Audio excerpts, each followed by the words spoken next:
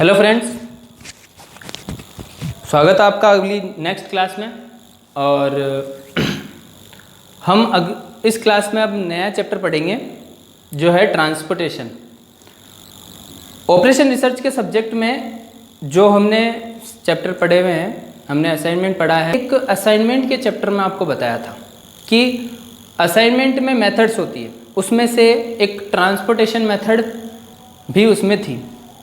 तो हम वही मेथड आज करेंगे, यानी इस चैप्टर में शुरू करेंगे। ठीक है, तो हम शुरू करते हैं और आगे देखते हैं क्या है इसके अंदर। बड़ा इंटरेस्टिंग चैप्टर भी है। ठीक है, तो हम इसमें पहले तो शुरुआत में लिखेंगे कुछ बातें और बाद में हम इसको प्रैक्टिकली करेंगे। चलिए शुरू करते हैं। चलें। चैप्टर हमारा ट्रांसपोर्टेशन। अब ट्रांसपोर्टेशन बेसिकली क्या है, मैं आपको पहले समझा दूं कि ट्रांसपोर्टेशन जैसे कोई सिचुएशन है।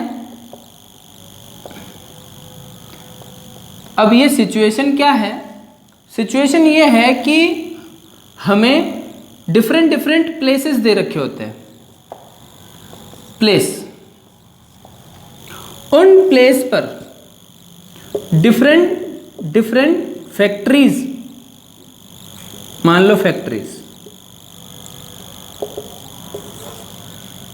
अलग अलग फैक्ट्रियों से जो प्रोडक्शन होता है हमारा, उस प्रोडक्शन की यूनिट्स को हमें कहीं पर भेजना होता है। तो हम जब उस को भेजते हैं तो हम उसमें ट्रांसपोर्ट की कॉस्ट जनरेट करते हैं, मतलब हमारे लिए ट्रांसपोर्टेशन की कॉस्ट आती है। अब अगर मैं आपको बोलूं मेरा एक अजमेर में फैक्ट्री है, उसमें प्रोडक्शन होता है। एक ब्यावर में भी फैक्ट्री है, उसमें प्रोडक्शन होता है। एक जयपुर में फैक्ट्री है। तो ये हमारे फैक्ट्रीज हो गई, इसमें प्रोडक्शन होता है, यानी कि यहां से सप्लाई होता है। सप्लाई, यहां से सप्लाई होता है, भेजते हैं। और डिफरेंट प्लेसेस मतलब जहां पर हमारे विक्रेता मौजूद है, सेल करने वाले मौजूद है, या फिर जहां पर ग्राहक है हमारे। जैसे मान लो अब ये आसपास में कोई भी जगह के नाम ले लेता हूं मैं, जैसे XYZ, ये जगह है, मतलब कोई प्लेस है जहां हमें हमारी यूनिट्स को भेजना है। तो ये अजमेर से अगर यहां भेजोगे तो आपके हर यूनिट के 5 रुपये लगेंगे। अजमेर से अगर Y की जगह भेजा जाएगा, Y मतलब A से Y की तरफ जाओगे तो आपके 6 रुपये पर यूनिट लगेगा खर्चा। किसका? ट्रांसपोर्टेशन का। गाड़ी पर हमारा माल रख दिया जाता है और वो जो गाड़ी जाती है उसका खर्चा आता है। उस खर्चे को हमें देखना है और उसको हमें सब मिनिमाइज करने की कोशिश करनी है। तो मैंने आपके सामने एग्जाम्पल के तौर पे रखा कि A से X अगर हमें ट्रेवलिंग करके जाना है या ट्रांसपोर्ट लेके जाना है, हाँ, तो हमें 5 रुपये पर यूनिट का खर्चा आने वाला है। A से Y पे 6 रुपये, इस पे मान लो 5 रुपये आ रहे हैं, तो कोई दिक्कत नहीं है। A से Z भी जाएगा तो 5 रुपये की कॉस्ट आएगी। B से इसमें आएगा तो 4 रुपये, इसमें 6 रुपये मान लो, इसमें 8 रुपये मान लो। जैसे X में 7 रुपये, 6 रुपये, 7 रुपये, 5 रुपये और 4 रुपये। ये हमारी एक मैट्रिक्स हुई। इस मैट्रिक्स में आप देखोगे 3 प्लेस है और 3 ही प्लेस है, यानी 3 जगहों से जा रहा है, 3 जगहों पर। ठीक है, हाँ, अब मैंने ऐसे ले लिया। हालांकि इसमें हो सकता है 3 जगह हो, 4 प्लेसेस हो, मतलब 3 फैक्ट्री हो, 4 प्लेसेस हो। तो वो आगे चल के बताते हैं उसमें क्या करना है आपको।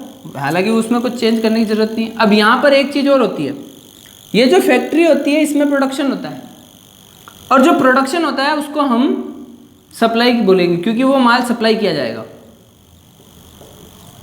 मान लो फैक्ट्री A में 200 यूनिट्स बनाई गई, फैक्ट्री B में 100 यूनिट्स बनाई गई, और फैक्ट्री J में 40 यूनिट बनेगी। ठीक है, अब इसके बाद में ये जो प्लेस है एक्स वाई जेड, यहाँ पर डिमांड जनरेट होती है। डिमांड मतलब कि एक्स प्लेस आपसे कुछ यूनिट्स मांग रहा है, आपको किसी भी फैक्ट्री से यहाँ पर भेज सकते हो। यानी कि एक्स प्लेस पर किसी एक फैक्ट्री से कुछ यूनिट्स भेजनी है और एक्स की डिमांड है मान लो 150 यूनिट्स, 150 यूनिट्स। इसका मीनिंग ये होता है कि आपको एक्स प्लेस पर 150 यूनिट्स भेजनी है। तो वो कैसे भेजनी है वो आपको सर्च करना है, मतलब कैलकुलेशन करके निकालना है कि कैसे मिनिमम कॉस्ट आएगी आपकी। आपका अल्टीमेट है कि ऑब्जेक्ट है कॉस्ट मिनिमम आनी चाहिए। किसकी कॉस्ट? ट्रांसपोर्टेशन की कॉस्ट। अब इस वाई प्लेस पर भी आपको भेजना है, तो वाई प्लेस पर भी मान लो 150 यूनिट्स है, ठीक है। और 150 नहीं करके 120 कर देते हैं। जेड प्लेस पर भी डिमांड है, तो यहाँ पर कितनी डिमांड होनी चाहिए? यहाँ पे कितने हो रहे हैं? 340 हो रहे हैं ना, तो यहाँ पर हो गए कितने? 270, तो 40 70। ये हमारे पास एक मैट्रिक्स होती है। इस क्वेश्चन में हमें ये एक तरीके से क्वेश्चन होता है, इसमें लिखा होता है कि ये सप्लाई है, मतलब यहाँ पर सप्लाई करनी है और यहाँ से सप्लाई करनी है। मतलब यहाँ इनकी डिमांड है कि इसको 150 यूनिट भेजो, इसको 120 यूनिट भेजो और इसको 70 यूनिट भेजो। और इधर सप्लाई का मतलब ये है कि ए के पास 200 यूनिट्स पड़ी है, यानी कि ए 200 यूनिट भेज सकता है किसी भी तीनों में से किसी भी एक प्लेस पे, एक्स के पास, वाई के पास या जेड के पास। तो जब वो भेजेगा तब उसके कॉस्ट लगेगी। अगर वो यहाँ पर भेजता है तो 5 रुपये एक इकाई के लगेंगे, 6 रुपये एक इकाई के, 5 रुपये एक इकाई के। तो ये कॉस्ट है, ये अंदर वाली कॉस्ट है, ये बाहर वाली यूनिट्स है। ये हमारे पास मैट्रिक्स दी हुई होती है, इसको हमें सॉल्व करना होता है और हमें उसका सॉल्यूशन इस प्रकार निकालना होता है जिसमें ट्रांसपोर्टेशन की कॉस्ट सबसे कम आती है। वही हमारा फाइनल सॉल्यूशन है। जिस प्रकार से हम असाइनमेंट करते थे उसमें भी हम लास्ट में एक फाइनल एलोकेशन निकालते थे कि किसको कौन सा काम देना है। वैसे ही यहाँ पर किस फैक्ट्री से किस प्लेस पर हमें माल कितना भेजना है, क्योंकि पर यूनिट की कॉस्ट आती है यहाँ पर। ओके, मेरी बात समझ में आनी चाहिए कि मैं कहना चाह रहा हूँ कि हमारी जो डिमांड है वो हमें पूरी करनी है, सप्लाई करनी है। मतलब जो डिमांड है उसके बराबर की सप्लाई होनी चाहिए। तो वो इस क्वेश्चन में तो है। तो मैं आ गया यहाँ पर ट्रांसपोर्टेशन में। तो ये क्या है? इसमें ये है इट इज अ टेक्निक, लिख लो,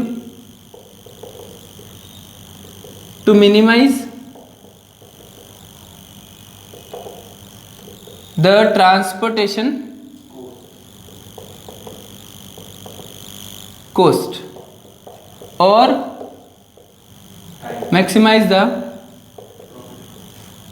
revenue। हो सकता है इसमें भी मिनिमाइजेशन की प्रॉब्लम हो और मैक्सिमाइजेशन की प्रॉब्लम हो, जैसे हमने असाइनमेंट में पढ़ा। मिनिमाइजेशन की सिचुएशन थी और मैक्सिमाइजेशन की सिचुएशन भी थी। तो ये हमारी टेक्निक है। अब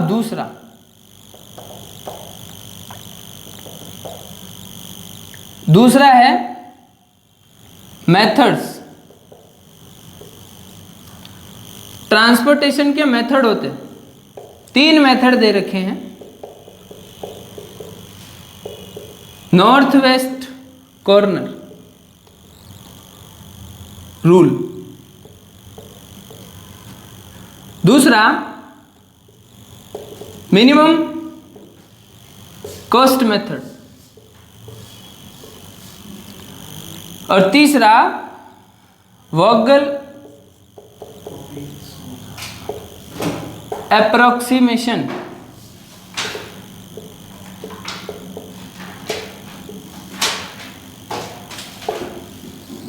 ठीक है,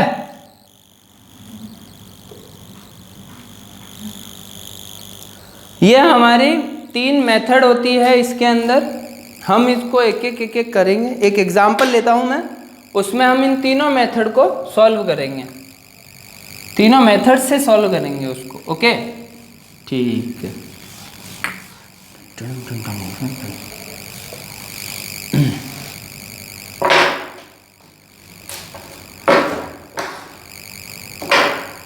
चलिए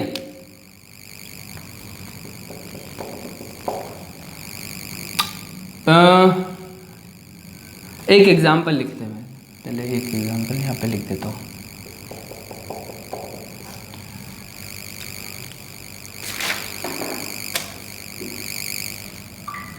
ठीक है, एक एग्जाम्पल ये रहा।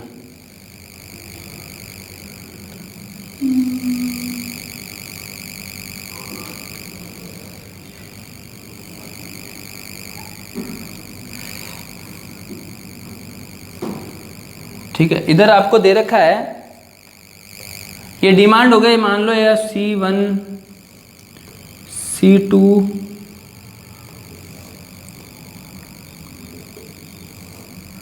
C3 C4।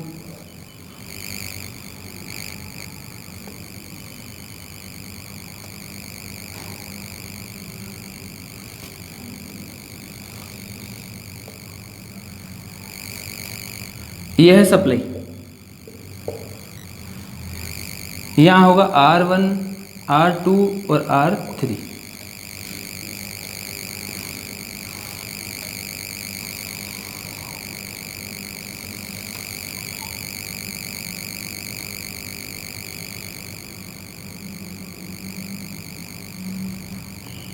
ठीक है, कोई दिक्कत नहीं है।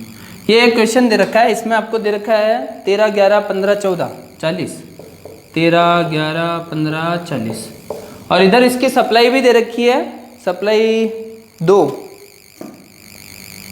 बस 2 यूनिट। ठीक है, R2 में दे रखा है 17 14 12 13, 17 14 12 13, और इसकी सप्लाई कितनी है 6। चलिए 3 में क्या दे रखा है 18 18 15। ठीक है, और लास्ट में क्या दे रखा है 7। चलिए अब इधर है डिमांड 3 3 4 और 5। ये हमारे पास क्वेश्चन है, और लास्ट में लिखा है कि सॉल्व द ट्रांसपोर्टेशन प्रॉब्लम, मतलब इस ट्रांसपोर्टेशन प्रॉब्लम को सॉल्व करो, मिनिमाइज द कॉस्ट, ये भी लिख सकता है।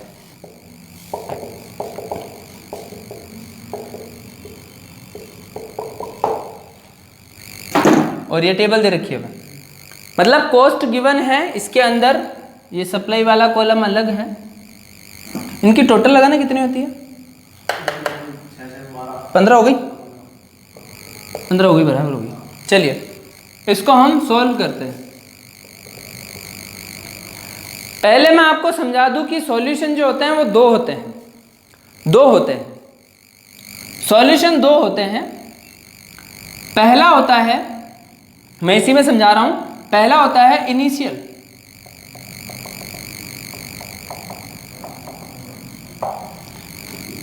सॉल्यूशन, और दूसरा होता है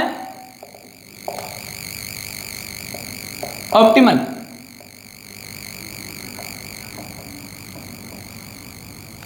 ठीक है, इनिशियल सॉल्यूशन जो होते हैं वो डिफरेंट आंसर आते हैं तीनों ही केस में। आप कोई भी मेथड काम में लो, तीनों में से कोई भी मेथड आप काम में लो, इनिशियल सॉल्यूशन आपके अलग अलग आएंगे। मैं यहाँ पे लिख देता हूँ इसके नीचे, डिफरेंट आंसर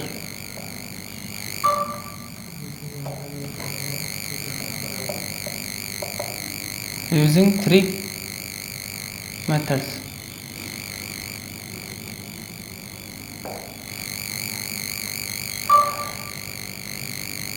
सेकंड में लिखेंगे optimal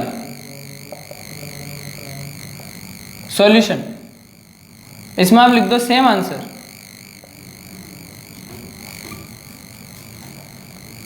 answer, using any method.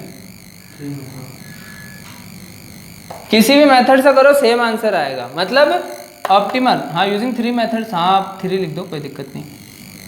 तीनों मेथड से आप करोगे ना तो इनिशियल सॉल्यूशन तो अलग अलग आएगा, और ऑप्टिमल सॉल्यूशन जो होगा वो सेम आएगा। अब मैं इसको सॉल्व करता हूं, मैं ओनली इनिशियल सॉल्यूशन की बात करूंगा, तो मेरा सॉल्यूशन यहाँ पे शुरू है।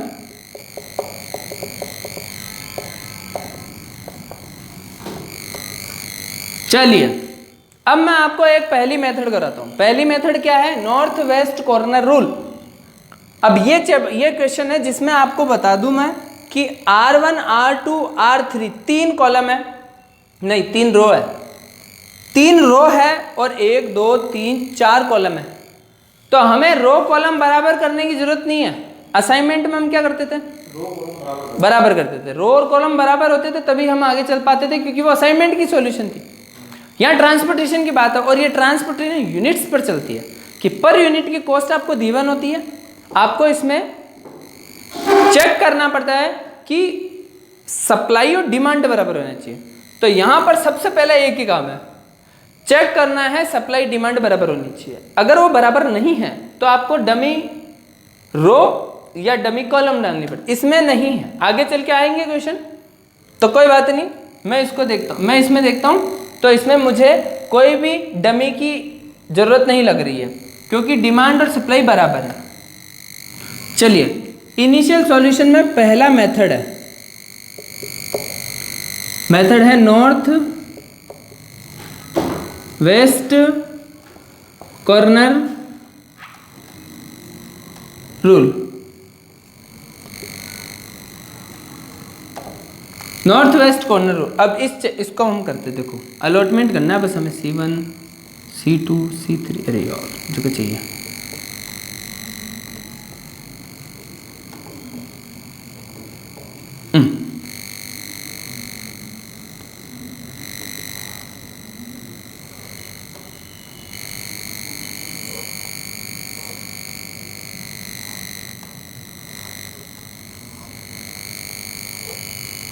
R1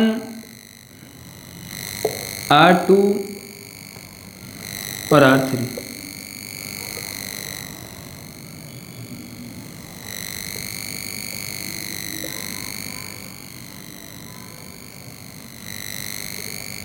लो यहाँ पे 13 11 15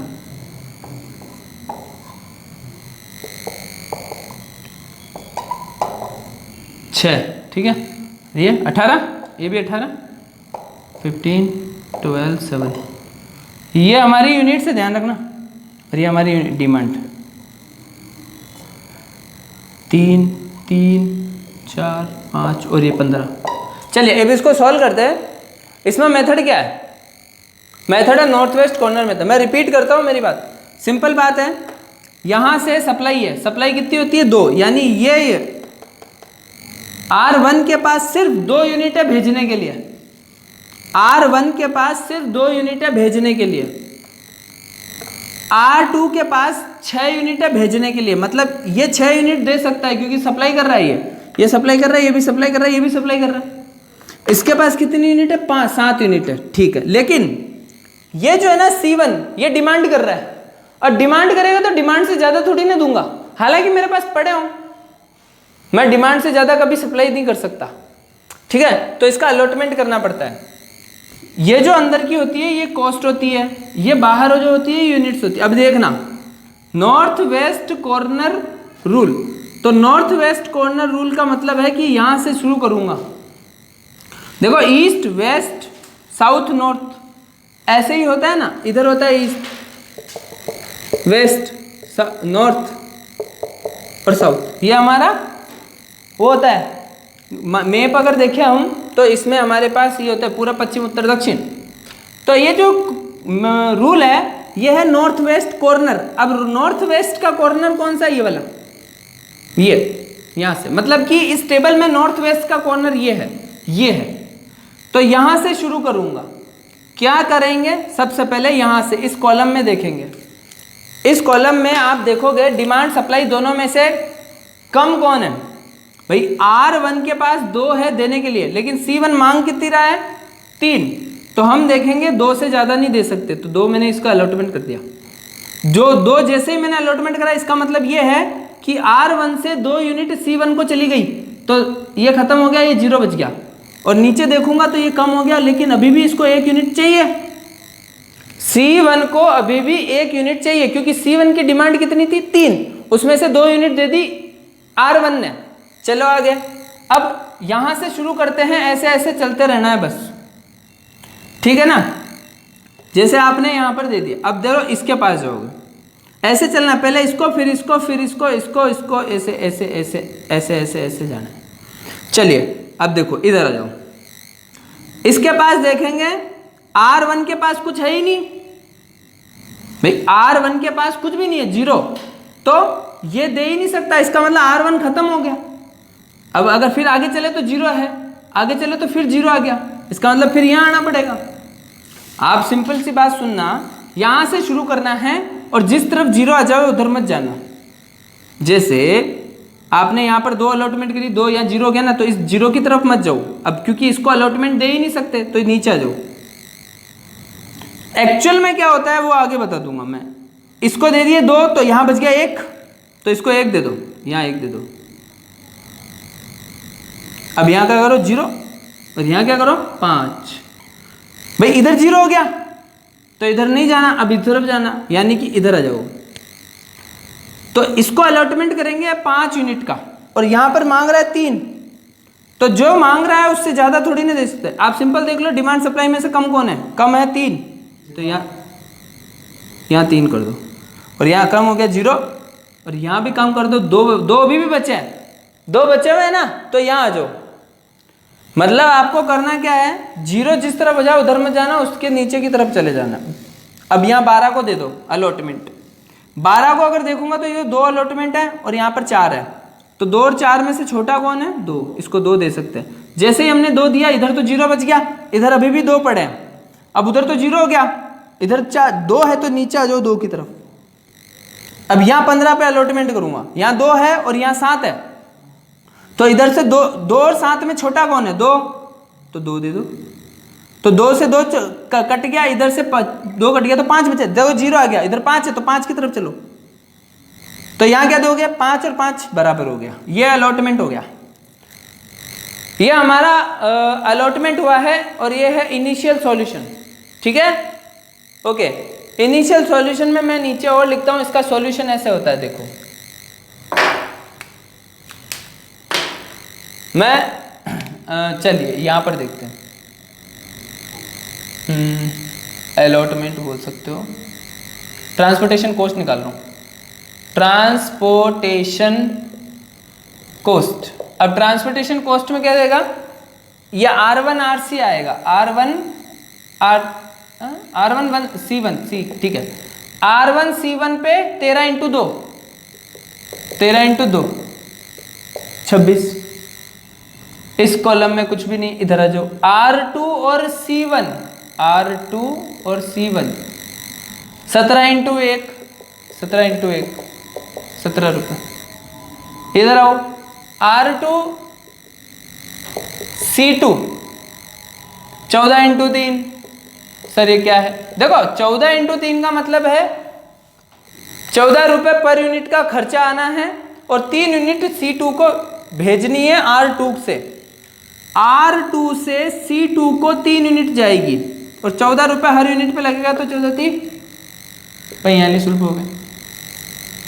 फिर आते हैं 12 × 2, तो इसका मतलब है R2 जाएगा C3 पे, तो यह आएगा 12 रुपये लगते हैं, 2 यूनिट के कितने लगेंगे, 24 रुपये हो गए। ऐसे इस पे नहीं है, इस पे नहीं है, इस पे नहीं, इस पे आ जाओ, R3 है C3 पे, R3 है C3 पे, तो ये है 15 × 2 30 रुपये, और लास्ट बचा R3 आएगा C4 पे, तो ये आएगा 12 × 15, टोटल बता दो। ये हमने इनिशियल सॉल्यूशन किया है इसका,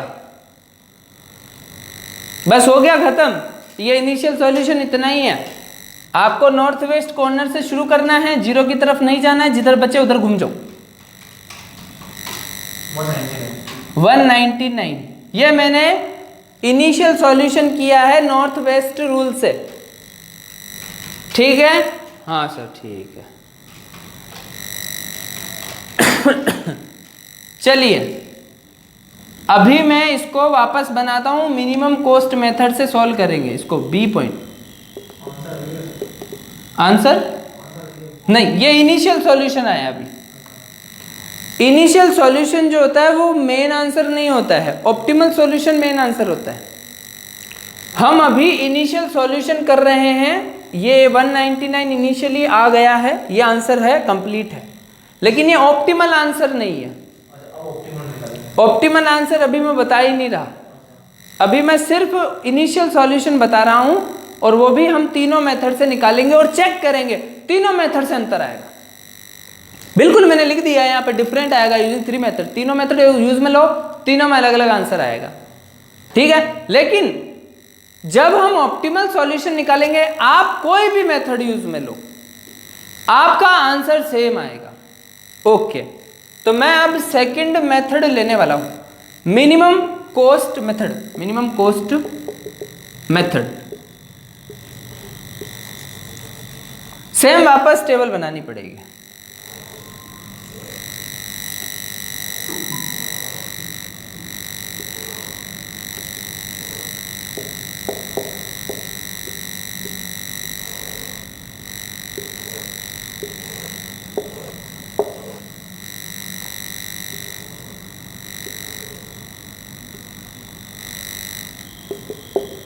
C1, C2, C3, C4 और ये है सप्लाई और ये है डिमांड, ठीक है।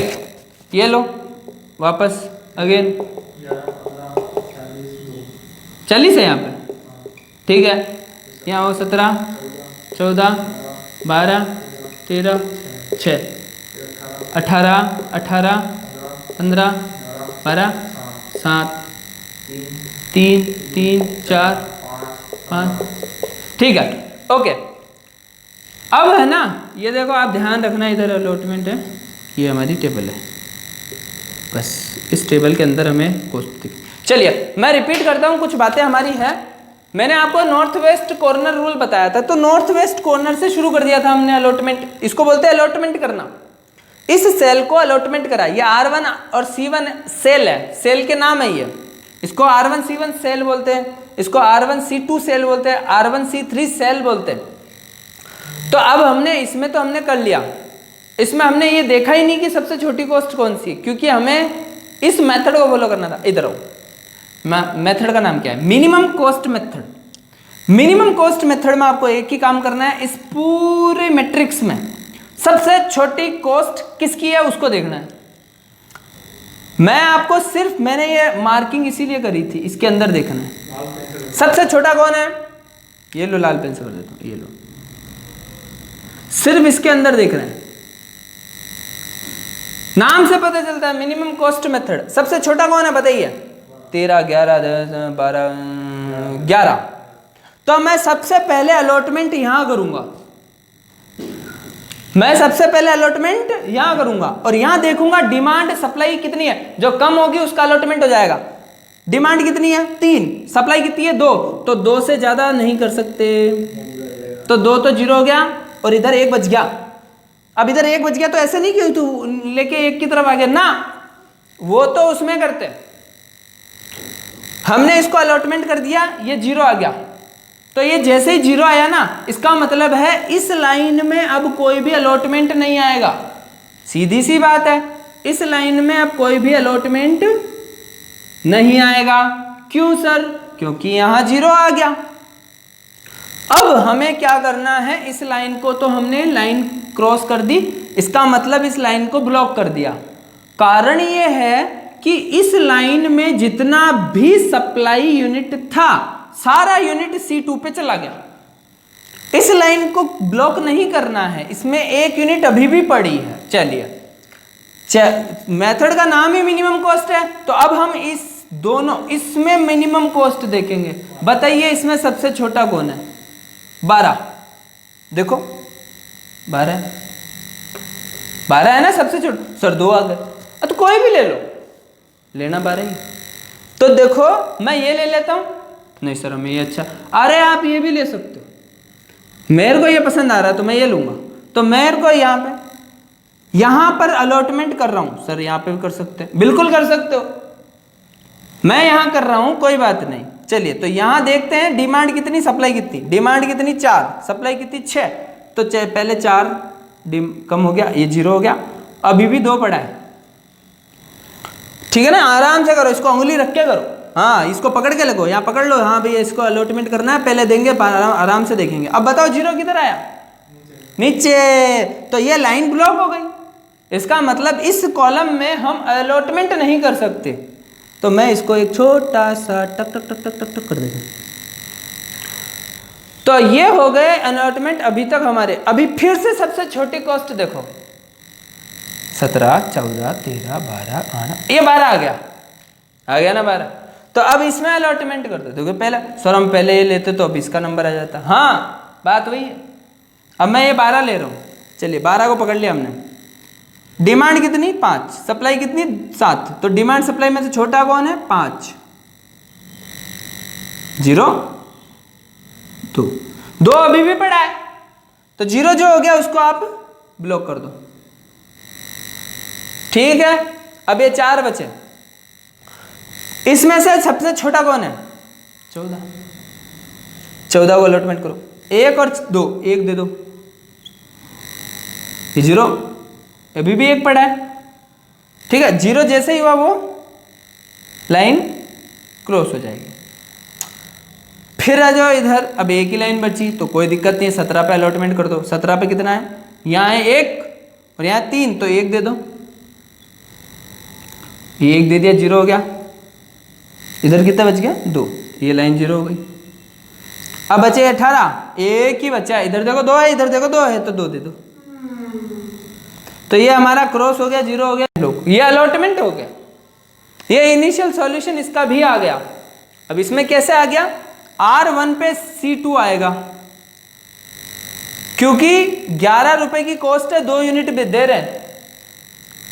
R2 पर C1 आएगा, 17 रुपए की कॉस्ट है, 1 यूनिट दे रहे हैं।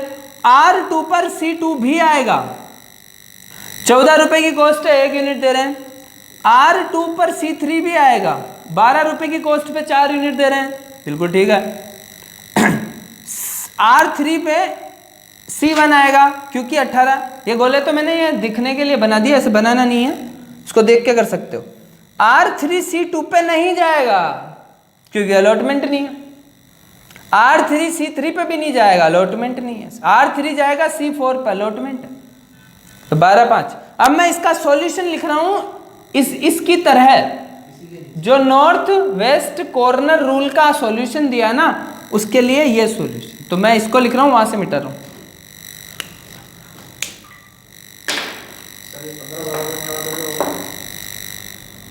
ये 15 बराबर नहीं होता तो एक डमी कॉलम या रो बनाते वो अगले क्वेश्चन में आएगा। ये 15 बराबर होना जरूरी है, डिमांड सप्लाई बराबर होना जरूरी है। जैसे हमने असाइनमेंट में देखा था रो कॉलम होना बराबर जरूरी है, वैसा यहां पर भी है। लेकिन रो और कॉलम को नहीं देखना है, डिमांड सप्लाई को देखना है। चलिए मैं इसको हटा देता हूं और यहां पर लिखते हैं उसका सॉल्यूशन। फिर एक वोगल अप्रोक्सीमेशन मेथड भी करना है इनिशियल सॉल्यूशन में। चलिए यह है मेरा ट्रांसपोर्टेशन कॉस्ट।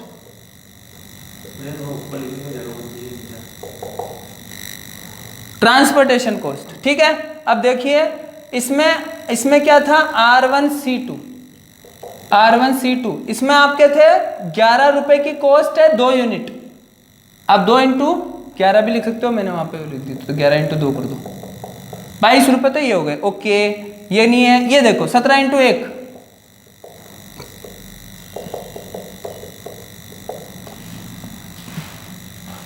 सत्रह इंटू 1 तो 17 हो गया। फिर आएगा R2C2, 14 इंटू 1, 14 इंटू 1, ये 14 रुपए आ गया। और 12 इंटू 4, 48। R2C3 क्या कर रहे हैं? R3C1, 18 into 2,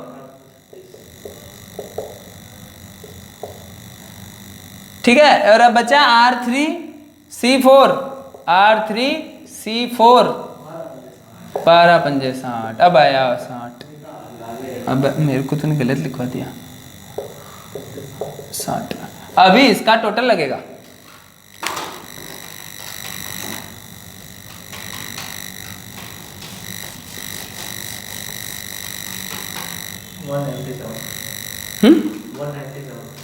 197। ये देखो 197 आया। देखा आपने? हाँ सर, इधर 199 आया, उधर 197 आया। सर गलत हो गया। नहीं नहीं, गलत नहीं हुआ, आप अभी इनिशियल सॉल्यूशन कर रहे हो, इसलिए ये अलग है। हाँ ठीक है। अब हम करेंगे थर्ड नंबर वाला मेथड, वोगल अप्रोक्सीमेशन मेथड। उसको शॉर्ट में वैम बोलते हैं, वैम। वहम, वहम नहीं, वैम, VAM, वोगल अप्रोक्सीमेशन मेथड। चलिए मैं यहाँ अब 3 नंबर यानी मैं C लिखता हूँ, वैम, वोगल अप्रोक्सीमेशन मेथड। ओके ठीक है, मैं वापस टेबल बनाना पड़ेगा। C1, C2, C3, C4 supply.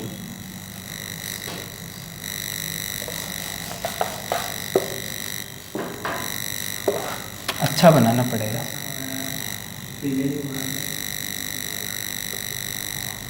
थोड़ा बड़ा है ना इसलिए। C1, C2, C3, C4 supply. R1, R2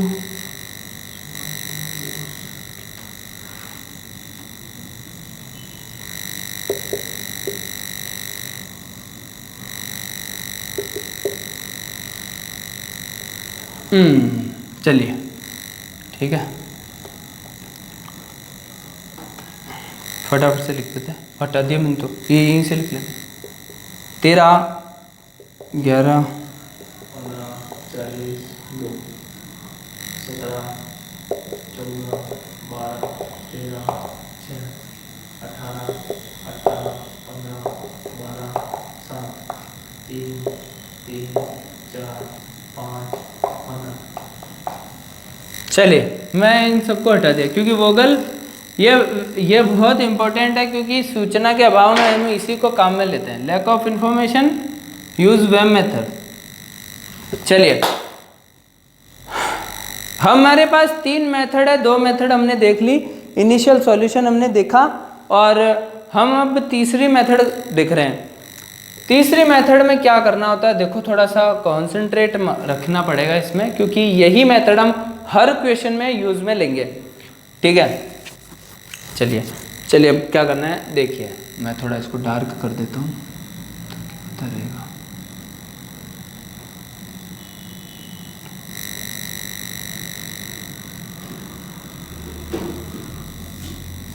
अरे यार मैंने ऊपर खींचनी थी ना। लाल में तो लाल लाल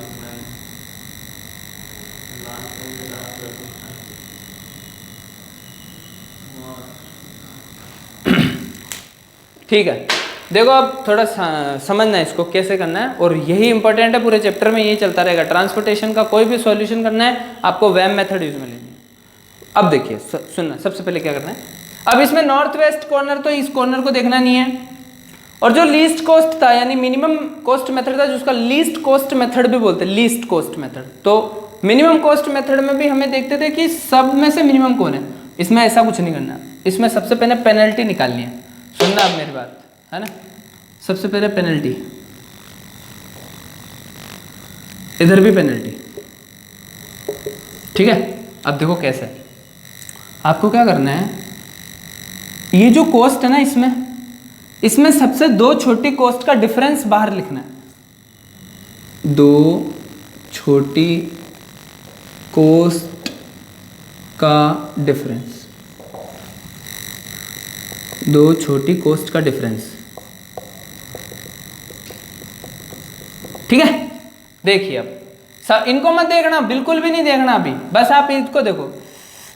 ये कॉस्ट कौन सी है, 1 2 3 4, इन चारों में सबसे छोटा कौन है, 2, एक तो 11 और एक 13, तो इन दोनों का डिफरेंस कितना है, 2, तो 2 बार आएगा। ये पेनल्टी है, पेनल्टी हम यहां पर लिखते हैं बाहर ठीक है, यानी कि 2 रुपए की पेनल्टी लगेगी यहाँ पे। अब इधर R2 अभी जो बोल रहा हूँ बस वो सुनते जाओ, ऐसा क्यों कर रहे हैं, ऐसा दिमाग में नहीं आना चाहिए, वो आगे चल के समझ में आ जाएगा आपको। अब इसमें कितने 2 छोटी कॉस्ट, ये देखो तो 1 रुपए का डिफरेंस है, 1 रुपए का डिफरेंस है। इसमें सबसे 2 छोटी कॉस्ट, आगे मत जाना, ये 4 सिर्फ 3, इन दोनों का डिफरेंस 3। ठीक है, ये निकाल ली। अब इधर भी निकालनी है, इधर आओ। अब इधर सर 4 जने देखो, 4 नहीं, अब इधर 3 ही है। ये देखो ये 3 है, ये 3, बस 1 2 3, तीनों में सबसे 2 छोटी कॉस्ट कितनी है, 13 और 17, 4। ये पेनल्टी है। इधर आओ वापस। अब इन तीनों में कौन है, 3। इन तीनों में 2 छोटी कॉस्ट 12 और 15, 3। 2 छोटी कॉस्ट 12 और 13, 1। हमें सबसे पहले 2 छोटी कॉस्ट, अब पेनल्टी आ गई। पेनल्टी कितनी आई है, 1 2 3 4 5 6 7, तो 7 पेनल्टी आपके पास हो गई। तो अब क्या करना है, पेनल्टी में सबसे बड़ी पेनल्टी कौन सी है, सबसे बड़ी पेनल्टी सबसे बड़ा पेनल्टी ये रहा। तो इसको आप सर्कल बना दो कि हमने इसको सिलेक्ट किया। आपको ऐसे ही करना है। सबसे पहली बात वापस शुरू कर देता हूं कि सबसे छोटी 2 कॉस्ट का डिफरेंस बाहर लिख देना, रो में कॉलम में दोनों तरफ। फिर उसमें से सबसे बड़ा पेनल्टी पकड़ लेना। बड़ी पेनल्टी कौन सी है, 4। सर उसमें 3 है, उधर 3 है तो इधर 4 है ना। सर उधर 3 है उसको भी लो, नहीं, एक ही लेनी है, रो कॉलम दोनों को देखना है और एक ही लेनी है। ठीक है सर। अब देखो इसके अंदर देखना है, इसको पकड़ा ना, तो इसके अंदर सबसे छोटी कॉस्ट कौन सी है, इसमें सबसे छोटी कॉस्ट, सुनो पहले मेरी बात, समझ में नहीं आया सर आप वापस बताओ। देखो छोटी 2 छोटी कॉस्ट का डिफरेंस, पहली बात बाहर लिखें, ठीक है। फिर बड़ी पेनल्टी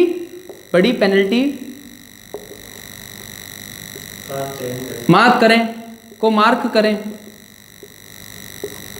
ठीक है। फिर पेनल्टी जो मार्क करी, बड़ी पेनल्टी को जो मार्क करी, उसकी रो या कॉलम को पकड़ना है। मतलब बड़ी पेनल्टी, मार्क्ड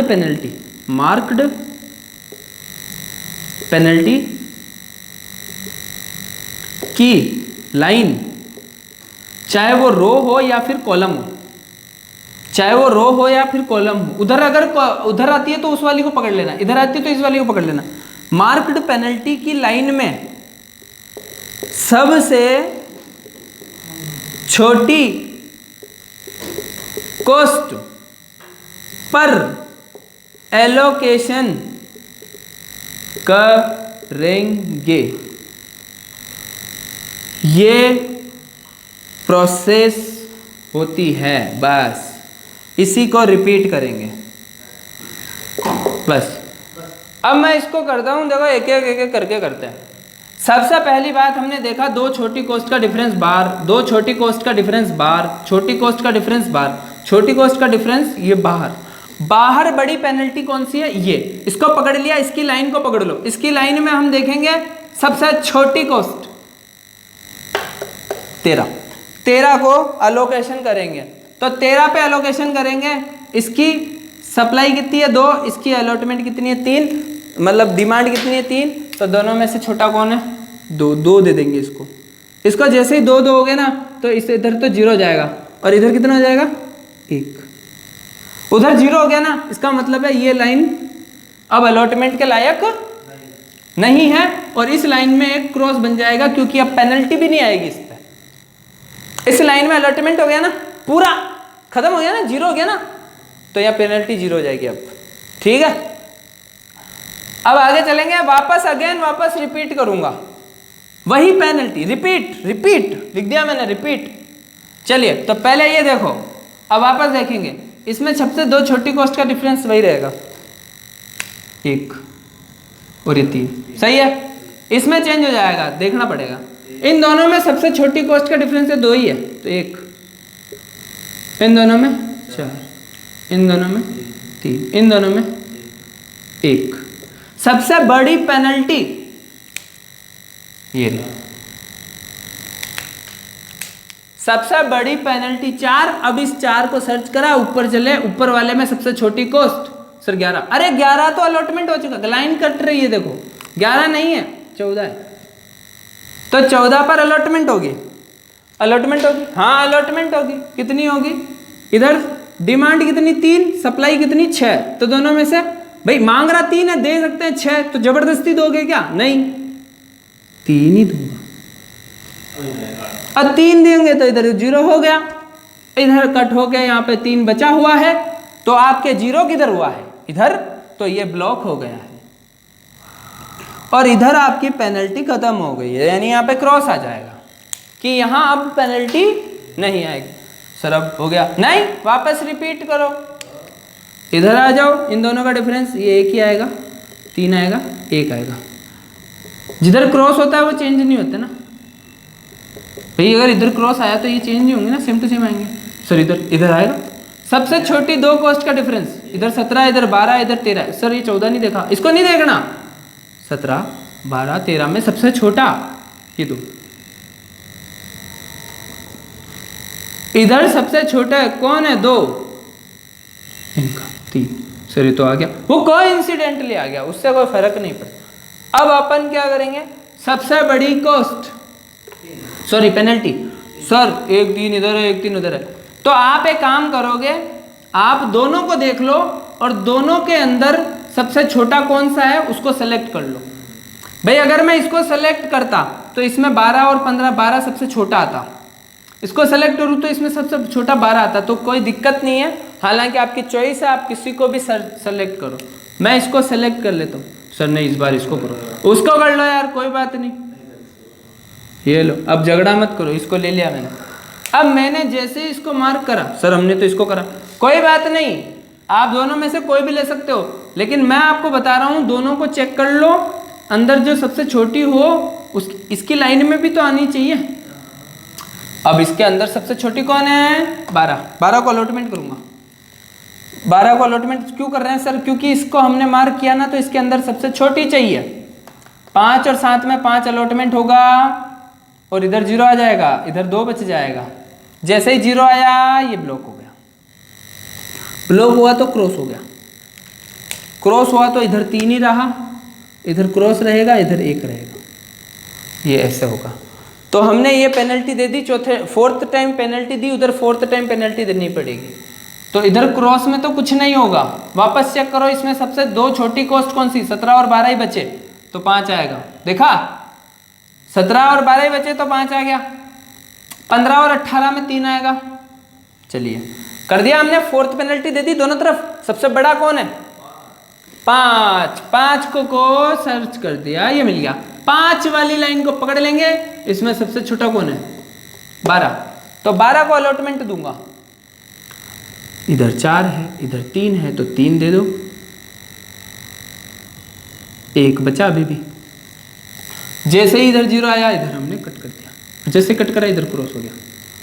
ठीक है, अब तो 1 ही बचा, कोई मतलब ही नहीं है इधर अलॉटमेंट का, और डायरेक्ट दे दो अब तो, क्योंकि दो डिफरेंस है ही नहीं ना भाई। मेरी बात सुनो, जब सारी लाइनें कट गई, बस यही बची, एक R3 बचा, तो इन दोनों का डिफरेंस तो कर लोगे, लेकिन इनका डिफरेंस कहाँ से करोगे? इसलिए कोई दिक्कत नहीं है। इधर 1 बचा, 1 दे दो, इधर 2 बचे, 2 दे दो। सर ऐसे कैसे? देखो इधर 2 बचा है और इधर 1 है, तो यहाँ दे दो ना 1, 1 हो गया 0, और इधर भी दे दो 1 और हो गया 0, और ये जो 2 थे वो दोनों 1 जगह यहाँ पे दे दिए अपने, अलॉटमेंट हो गया। लिख देते तो आपको कोई दिक्कत नहीं है, 18 से कर देते, वैसे ही हो जाता। 1 ही तो बची थी, 1 बचती है तो आपको देखने की जरूरत नहीं, आप आराम से कर सकते हो। ये मेरा अभी इनिशियल सॉल्यूशन है। वैम मेथड अभी इसी से होते हैं, सारे क्वेश्चन इसी से होंगे। यही हमारी मास्टर लाइन है, यही हमारी प्रोसेस है, हमारी हर क्वेश्चन की प्रोसेस यही रहेगी। इंपॉर्टेंट लिखो इसमें, प्रोसेस IMP, ओके, इसके बिना कर ही नहीं सकते आप। चलिए तो सर आंसर अब आएगा, ट्रांसपोर्टेशन की कॉस्ट मैं अब निकाल रहा हूँ, ट्रांसपोर्टेशन कॉस्ट, ये हमारे इनिशियल सॉल्यूशन है, ऑप्टिमल सॉल्यूशन नहीं है। चलिए R1 C1, R1 C1 13 into 2, R1 C1 13 into 2, ठीक है। ये नहीं है, ये नहीं, ये भी नहीं है, ये भी नहीं, ये रहा। R2 C2, R2 C2 में आएगा 14 इंटू 3,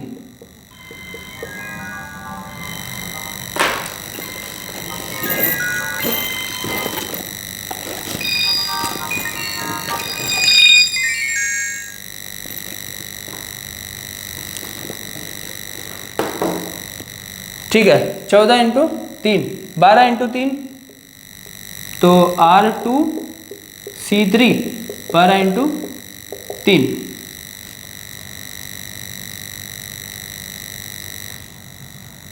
42 आ गया ना, 36, ये भी हो गया, ये नहीं है, ये लो R3,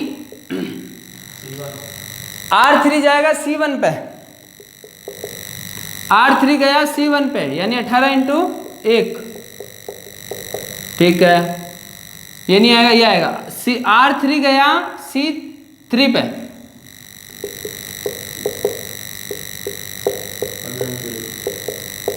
एक बस हो गया ना, एक और है 12 इंटू 5, वापस R3 C4 पर जा रहे हैं,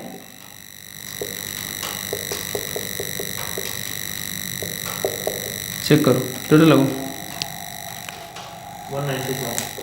197 197 उसको बराबर आ गया,